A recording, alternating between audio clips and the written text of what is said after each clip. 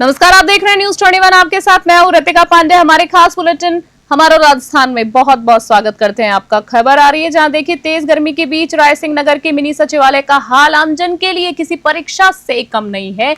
यहाँ आने वाले सैकड़ों परिवादी बिना पंखे की तपती गर्मी में फर्श पर बैठने पर मजबूर हो गए, जबकि अधिकारी एसी कमरों में ठंडी हवा का आनंद ले रहे हैं। प्रशासन की इस लापरवाही से लोगों में नाराजगी बढ़ रही है। साथ ही आपको बता दें, तहसील कार्यालय में ना तो बैठने की पर्याप्त व्यवस्था है और ना ही गर्मी से बचने के लिए पंखे की सुविधा तक दी गई है। प्रशासन की ये अनदेखी आमजन के लिए मुश्किलें खड़ा कर रही है, जबकि हीट वेव से बचाव के दिशा निर्देश खुद प्रशासन द्वारा जारी किए जा रहे हैं। लोगों का कहना है कि अगर जल्दी ही इस स्थिति की सुधार नहीं की जाती है तो आंदोलन करने पर मजबूर होंगे। रायसिंह नगर से राजू शर्मा की रिपोर्ट।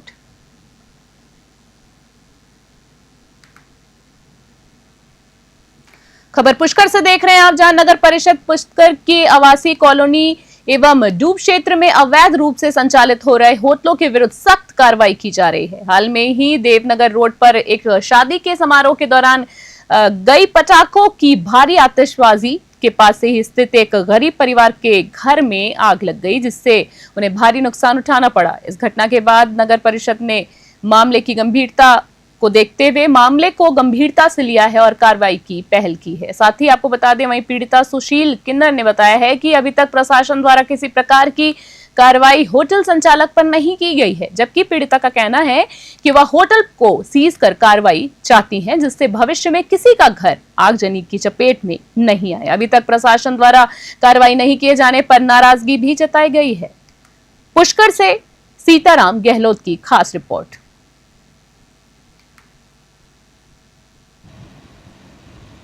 जी सर, देवनगर रोड स्थित कोई आवासीय कॉलोनी में होटल समय विलंब अग्नि हुआ था पास में।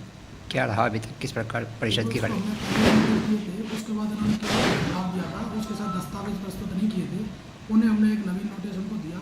उसके बाद उन्होंने अपना पट्टा, यहाँ की एम्पावर्ड कमेटी का निर्णय, वो जो लेआउट जो स्वीकृत कराया गया था, वो समस्त दस्तावेज प्रस्तुत किए गए थे।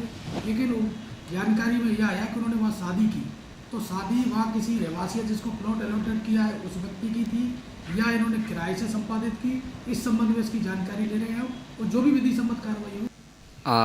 अभी तक क्या हुआ आपके मामले में जो आगजनी हुई थी? अभी तक तो कुछ भी नहीं होया। इतना धान बढ़ा, मूंग की बोरियां बढ़ी, खड़ बढ़ी, बांटो बढ़ियो, चारों बढ़ियो, हमारी झूपड़ पट्टियाँ बढ़ी। अभी तक कुछ भी नहीं किया गवर्नमेंट ने, पुलिस वाले ने। मैं कलेक्टर के जाके आई एक बार, उसके बाद नहीं की।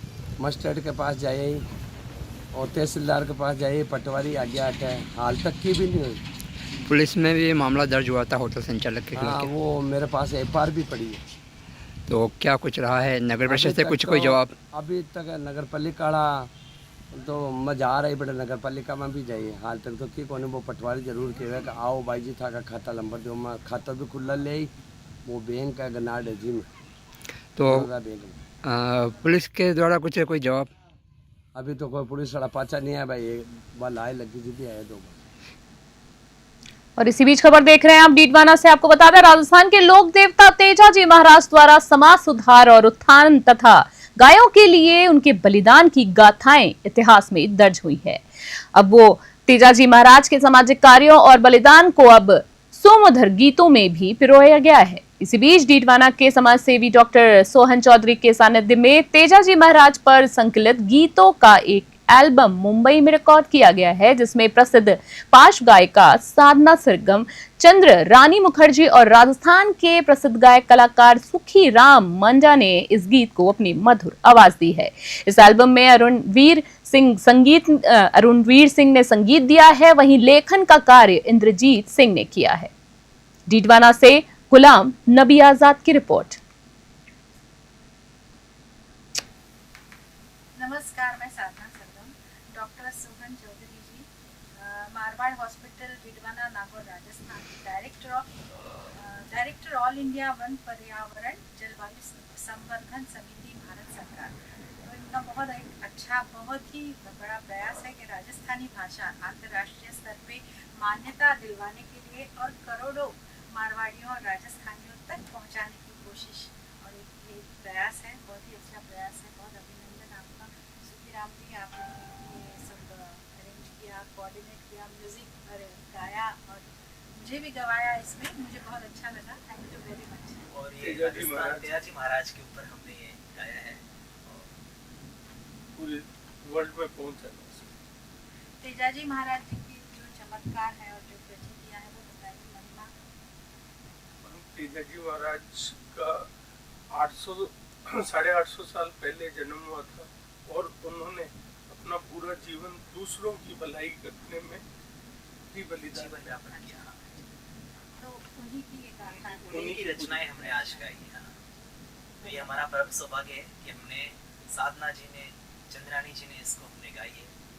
तेजाजी महाराज राजस्थान के लोकप्रिय देवताओं में से हुए। तेजाजी महाराज की पूरी जीवनी इस संगीत में तरीके से गीत में फिल्माई गई है। तेजाजी महाराज का पूरा जीवन दूसरों के लिए परोपकार के अंदर उन्होंने अपने जीवन लीला पूरी समाप्त की, तो उसके बारे में लोगों को समझाना, गायों की रक्षा करते हुए उन्होंने अपना जीवन बलिदान दिया।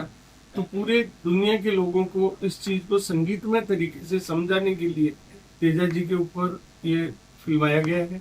उसके अंदर अंतर्राष्ट्रीय सिंगर चंद्रानी मुखर्जी, साधना सरगम जी, सुखी मंडा एवं पार्टी द्वारा इस गाने को पूरे बोल दिए। इस गीत के द्वारा देश विदेश में रहने वाले राजस्थानियों को, प्रवासियों को तेजाजी महाराज की जीवनी के बारे में पता चले, उनके परोपकार का पता चले, गौ रक्षा का पता चले और राजस्थानी भाषा को बल मिले, इसका मूल उद्देश्य है। और इसी बीच खबर देख रहे हैं आप बसवा से। आपको बता दें, रोटरी क्लब दौसा और कला सुर संगीत संस्थान दौसा के संयुक्त तत्वाधान में खुशियों की बहार 2025 कार्यक्रम आयोजित किया गया है। कार्यक्रम की शुरुआत jailer Hemant Bhardwaj, rotary club के पूर्व अध्यक्ष रविशंकर मौनी और पूर्व सीएमएचओ डॉक्टर सुभाष बिलौनिया ने मां सरस्वती की प्रतिमा के समक्ष दीप प्रज्वलित कर किया है।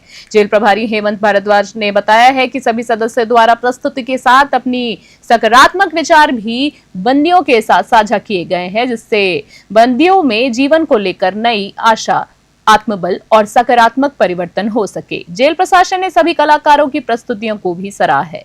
बसवा से गुमान मीणा की रिपोर्ट।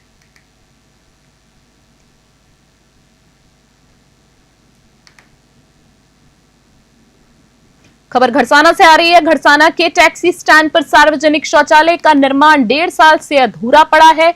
इसी बीच ग्राम पंचायत 3 एसटीआर द्वारा इस शौचालय के लिए बजट तो स्वीकृत किया गया, लेकिन काम अब तक अधूरा है। इसी बीच टैक्सी चालकों का कहना है कि उन्हें रोजाना यहां यात्रियों को लेकर आना पड़ता है, लेकिन जब कोई महिला या बच्चा शौचालय के लिए पूछता है तो उन्हें शर्मिंदगी का सामना करना पड़ता है। टैक्सी ऑपरेटर्स ने जसकरण सिंह संधू के नेतृत्व में अतिरिक्त विकास अधिकारी को ज्ञापन सौंपकर इस अधूरे निर्माण कार्य को पूरा करने की मांग की है। सवाल उठता है कि आखिर बजट पास होने के बावजूद ये निर्माण रुका तो रुका कैसे और इसका जिम्मेदार कौन है। घड़साना से निशान सत्राना की खास रिपोर्ट। जी पूरा क्या मामला है? ये मामला है जी सुलभ कॉम्प्लेक्स का 3 एसटीआर पंचायत के अंदर अमर colony taxi stand Nai Mandi Gharsana के ऊपर पिछले 1.5 साल से एक सुलभ कॉम्प्लेक्स हमें पंचायत समिति से पास हुआ था, तो वो निर्माणाधीन है। आज तक उसे कंप्लीट नहीं करवाया गया, ना ही उसके अंदर कोई टॉयलेट बाथरूम वाला कोई सिस्टम बनाया है। उसको ताले लगा के, गेट लगा के इन्होंने बीच विचाले छोड़ रखे है।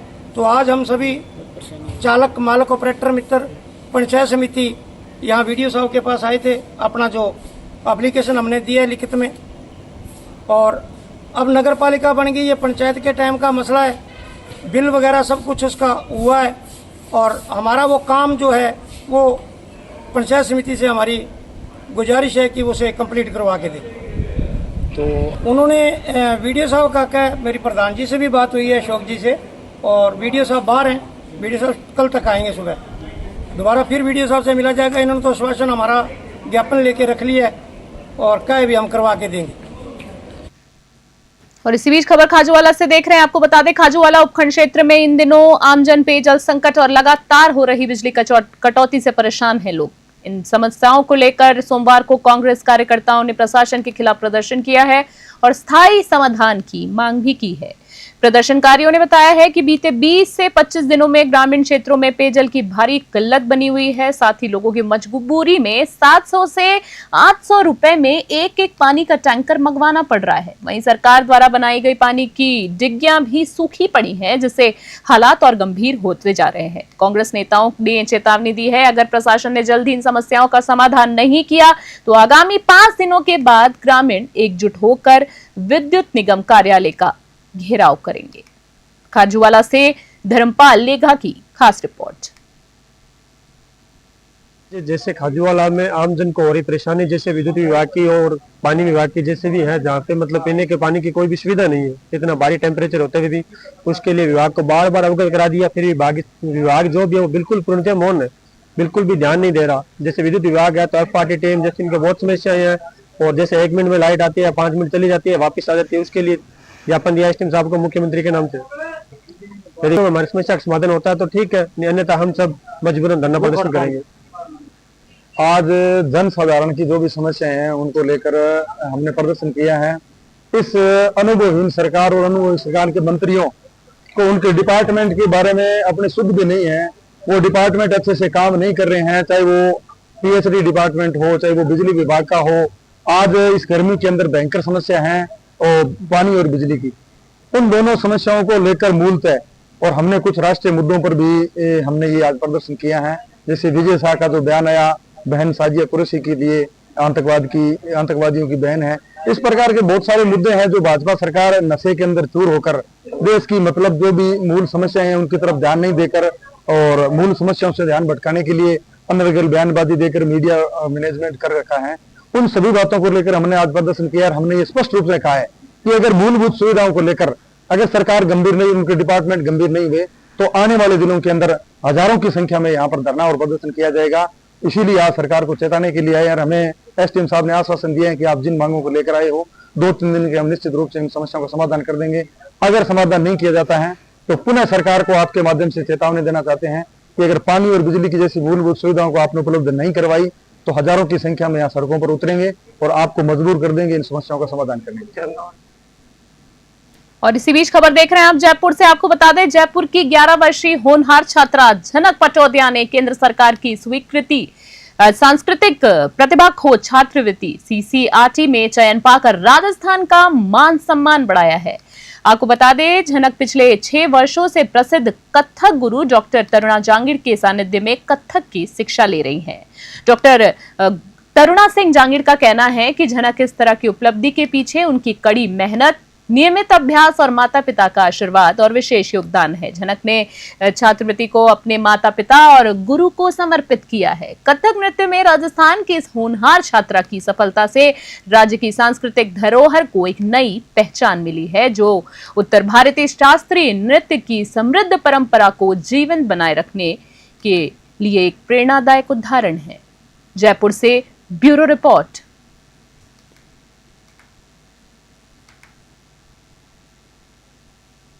कोटा से खबर देख रहे हैं आप। आपको बता दें, कोटा देश का प्रमुख शिक्षा हब है, जहां हजारों छात्र अपने करियर को सपने लेकर आते हैं, सपने संजोते हैं। यहां के माहौल की ओर सकारात्मक बनाने के लिए जिला प्रशासन कामयाब कोटा कार्यक्रम चला रहा है।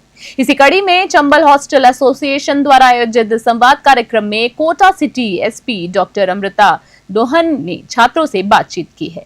इस दौरान डॉक्टर दोहन ने छात्रों को प्रेरित करते हुए कहा है, दिल रखो, दिल में मत रखो। उन्होंने छात्रों को फोकस करने को कहा है और साथ ही फोकस का महत्व पर जोर देते हुए कहा है कि पढ़ाई के समय सिर्फ पढ़ाई ही करनी चाहिए और उस पर ही ध्यान देना चाहिए। मोबाइल, सोशल मीडिया और अन्य डिस्ट्रैक्शन से बचकर अपने लक्ष्य पर केंद्रित रहना चाहिए।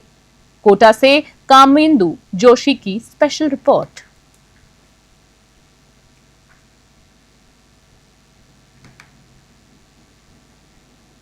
खबर देख रहे हैं आप बस्ती से। जी आपको बता दें, जयपुर के कनौता थाना क्षेत्र के हनुमान वाटिका में रविवार को करीबन 12 बजे भारतीय सेना के जवान उदय सिंह गुर्जर के घर पर लगभग 2 दर्जन बदमाशों ने लाठी, सरिया और पत्थरों से हमला कर दिया है। हमला इतना भयावह था कि 2 घंटे तक बदमाश हवाई फायरिंग करते हुए घर में घुसकर तोड़फोड़ करते रहे। सैनिक उदय सिंह गुर्जर ने बताया कि हमलावरों ने उनकी दोनों लग्जरी गाड़ियों को बुरी तरह क्षतिग्रस्त कर दिया है और मकान के शीशे तोड़ दिए हैं। चौंकाने वाली बात तो यह है कि घटना की सूचना मिलने के बावजूद पुलिस 2 घंटे की देरी से पहुंची है, जबकि थाने से घटनास्थल की दूरी महज 5 मीटर की ही बताई जा रही है। सैनिक उदय सिंह ने इस मामले को लेकर जयपुर कमिश्नर को भी शिकायत की है। बस्सी से रामफुल मीना की रिपोर्ट।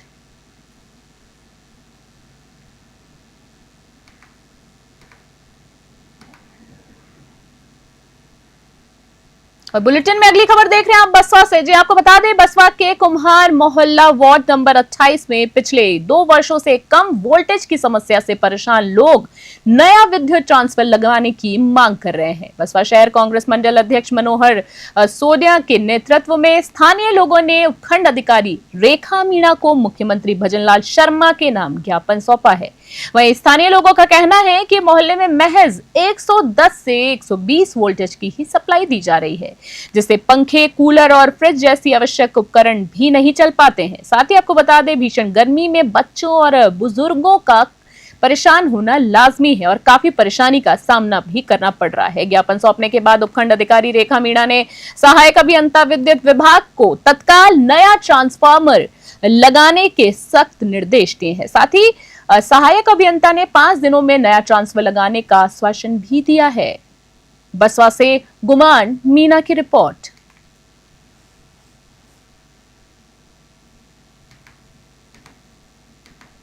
खबर देख रहे हैं आप बींच बायला से। जी आपको बता दें, बींच बायला की ग्राम पंचायत जीवन देसर और 34 LNP के सैकड़ों मनरेगा श्रमिकों ने उप तहसील कार्यालय पर पहुंचकर धरना दिया है। श्रमिकों की प्रमुख मांगे थी बंद पड़ी मनरेगा को पुनः शुरू करना, टास्क पूरा करने और घर पर भेजने के निर्देशों का पालना, पीएम आवास और कार्यस्थलों पर छापा, पानी जैसी बुनियादी सुविधाओं का प्रबंध करना, ऐसी कई मांगे थी। साथ ही आपको बता दें, धरने का नेतृत्व कर रहे कॉमरेड रविंद्र तरखान ने आरोप लगाया है कि पदमपुर पंचायत समिति के कुछ गांव को छोड़कर अन्य जगहों पर मनरेगा श्रमिकों को काम नहीं मिल रहा है और 6 नंबर फॉर्म भी नहीं दिया जा रहा है। आपको बता दें, जिसमें श्रमिकों में भारी आक्रोश देखा गया है। धरना स्थल पर पहुंचे पंचायत समिति के अधिकारियों ने श्रमिकों की समस्याएं सुनी है और 1 जून से पखवाड़ा शुरू कर 100 दिन का काम देने का आश्वासन दिया है, जिसके बाद धरना समाप्त कर दिया गया। बींचबायला से प्रदीप परोड़ा की रिपोर्ट। 3 साल हो गया, कभी 5 दिन लगाना, कभी 6 दिन लगाना। मैं के खावा, बुढ़ी बिटेरी माने को दिहाड़ नहीं लेते के कोई, मैं लियावा कटू मनरेगा चला दियो पूरी 100 दिन। अरे गेट उबारा नहीं तो जावा को नहीं, ठीक रहते हम तो। किसी ग्राम पंचायत है तारी जिमरो सर, क्या नाम है थारो? रोशनी। रोशनी, ठीक है। हाँ जी सर, क्या मांग है आपकी? आज जो ये अभी घेराव किया गया है और धरना प्रदर्शन किया जा रहा है, आज करीबन आधा दर्जन गांवों के अंदर जो मनरेगा श्रमिकों का काम नहीं चल रहा है, उसको लेके आज उप तहसील बींचबायला के ऊपर सारे मजदूर पहुंचे हैं और हमारी मांग है कि लंबे अरसे से इस इलाके के अंदर काम नहीं दिया गया और बार बार यहाँ का मजदूर है जो फार्म भरने के लिए मांग कर रहा है कि उन्हें काम दिया जाए। इसके बावजूद यहाँ की पंचायत समिति के अंदर बैठे आला अधिकारी, यहाँ का पंचायत का सेक्रेटरी, कोई भी इनकी सुध लेने के लिए तैयार नहीं है। हम सारे लोग आज इकट्ठे हुए हैं, वीडियो साहब को हमने बुलाया है, थोड़ी देर के अंदर उनका मैसेज है कि वो आ रहे हैं। हम चाहते हैं कि नरेगा को पूरे 100 दिन उसका काम मिलना चाहिए। उसके साथ साथ जब भी काम दिया जाए तो उनकी दिहाड़ी है वो पूरी दिहाड़ी उसको मिलनी चाहिए, ताकि गरीब आदमी का चूल्हा जलता रहे।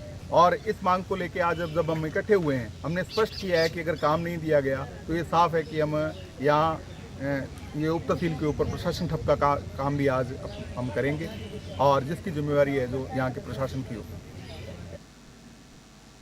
धौलपुर से खबर देख रहे हैं आप। आपको बता दें, धौलपुर जिले के कोलारी थाना क्षेत्र में जागीरपुर गांव में सोमवार सुबह 20 वर्षीय नीतू बघेल की संदिग्ध परिस्थितियों में मौत हो गई है।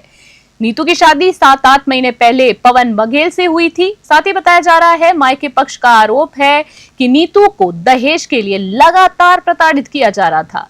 थाना प्रभारी हरेंद्र गुर्जर ने बताया है कि शव का पोस्टमार्टम मेडिकल बोर्ड से करवाया जाएगा और रिपोर्ट आने के बाद आगे की कार्रवाई की जाएगी। फिलहाल मामले की गहन जांच की जा रही है।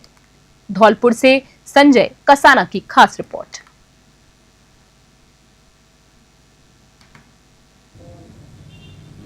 नीतू पत्नी पवन जाति बघेल निवासी जागीरपुरा बघेल थाना कोलारी की मृत्यु हो गई थी। संदिग्ध परिस्थितियों में मृत्यु होना पाया गया है, जिसका पोस्टमार्टम कर बोर्ड गठित कर पोस्टमार्टम कराया जाएगा और शीघ्र ही परिजनों को लाश सुपुर्द की जाएगी, अंतिम संस्कार देगी। परिजनों ने हत्या करने का आरोप लगाया है। हाँ, परिजनों ने आरोप लगाया है कि इसकी हत्या की गई है, इसलिए बोर्ड गठित करके पोस्टमार्टम कराया जाकर शीघ्र ही अंतिम संस्कार हेतु लाश सुपुर्द की जाएगी। हाँ सर, क्या मामला है? सुबह सूचना मिली थी कि एक महिला ने जागीरपुरा बघेल गांव में पंखे से चुन्नी का फंदा लगाकर आत्महत्या कर ली है। इस सूचना पर मौके पर गए, मैं भी गया, सीओ साहब भी मौके पर उधर है, FSL टीम बुलाई गई और इस महिला की शादी में करीब 1 साल हुआ है। वाकई रात पंचायत में पोस्टमार्टम कार्रवाई चल रही है। परिजनों ने FIR दी है जो दर्ज कर। और कोटा से खबर देख रहे हैं, अब आपको बता दें लोकसभा अध्यक्ष ओम बिरला ने आज कोटा के MBS अस्पताल में प्रधानमंत्री दिव्याशा केंद्र का शुभारंभ किया है। ये प्रदेश का तीसरा ऐसा केंद्र है जो दिव्यांग और वरिष्ठ नागरिकों को सहायक उपकरण मुहैया कराया जाएगा। अब तक उपकरण प्राप्त करने के लिए लंबा इंतजार करना पड़ता था, लेकिन इस केंद्र से ये प्रक्रिया आसान हो जाएगी। स्पीकर ओम बिरला ने कहा है कि क्षेत्र में न केवल केंद्र और कोटा बूंदी बल्कि पूरे हड़ौती क्षेत्र के लोगों के जीवन में बड़ा परिवर्तन आएगा। उन्होंने प्रधानमंत्री नरेंद्र मोदी की संवेदनशील सोच की सराहना करते हुए कहा है कि यह केंद्र हजारों लोगों के जीवन में आत्मनिर्भरता और आत्मसम्मान का स्रोत बनेगा।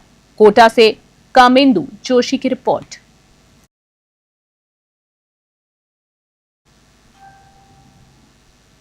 अभी के हमारे खास बुलेटिन में फिलहाल के लिए इतना ही। ताजा और तमाम अपडेट्स के लिए देखते रहें और बने रहें न्यूज़ 21। नमस्कार।